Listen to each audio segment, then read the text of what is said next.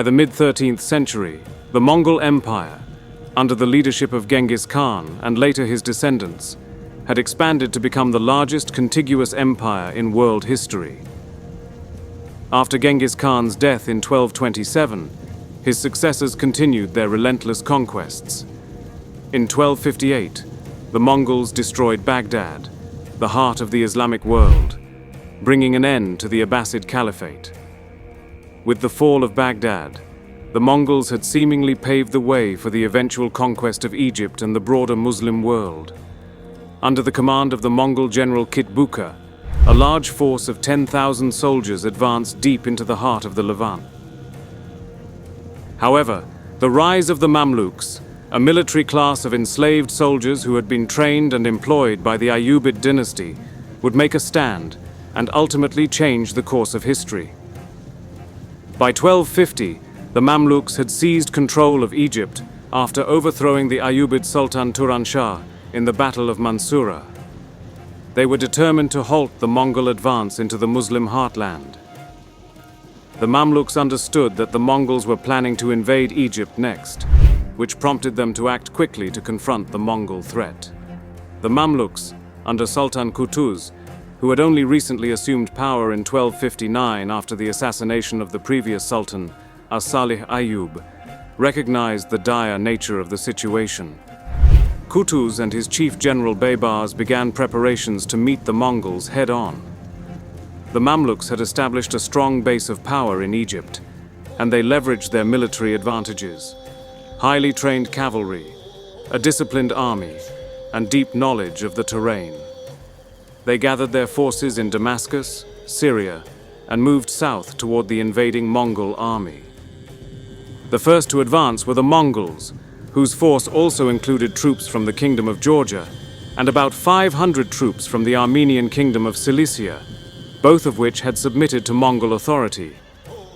The Mamluks had the advantage of knowing the terrain, and Qutuz capitalized on that by hiding the bulk of his force in the highlands and hoping to bait the Mongols with a smaller force under Baybars. As the Mongols edged forward, Baybars with his far smaller force sprung a surprise attack on the front of the Mongol column, drawing them into battle and leading to a mass of cavalry skirmishes.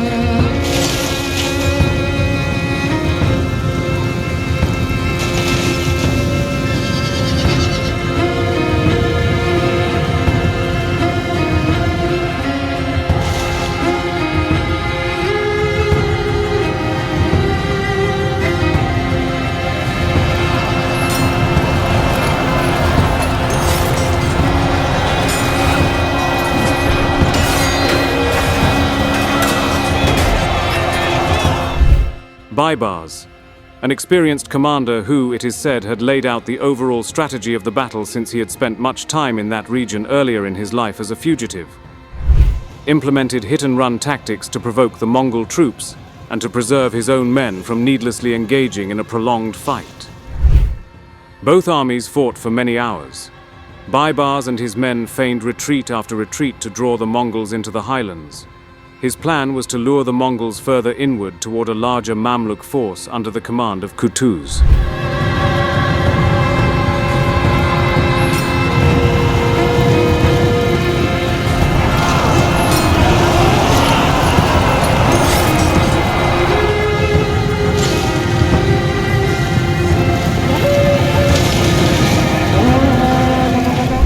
This larger Mamluk force matched the size of the Mongols' army. Concealed among the trees, they patiently awaited for the approaching enemy force.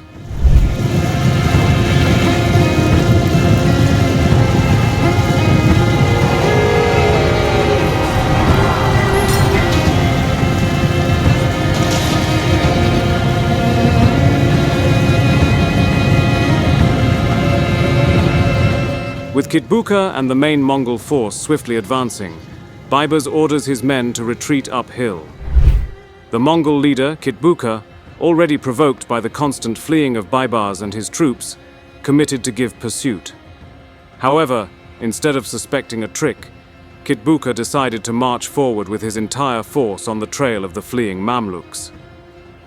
When the Mongols reached the highlands, Mamluk forces emerged from hiding and began to fire arrows and attack with their cavalry.